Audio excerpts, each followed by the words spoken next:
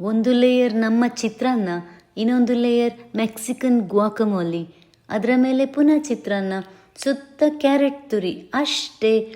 ಹೇಗುಂಟು ನಮ್ಮ ಚಿತ್ರಾನ್ನದ ಹೊಸ getup? ರುಚಿಯಂತೂ super.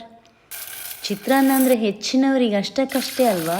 ನಿನ್ನೆಯ ಉಳ್ದ ಅನ್ನ ಬೆಳಿಗ್ಗೆ ಚಿತ್ರಾನ್ನಕ್ಕೆ ಅಂತ ಲೆಕ್ಕ. ನಿಮಗೂ ಹಾಗೆಯಾ?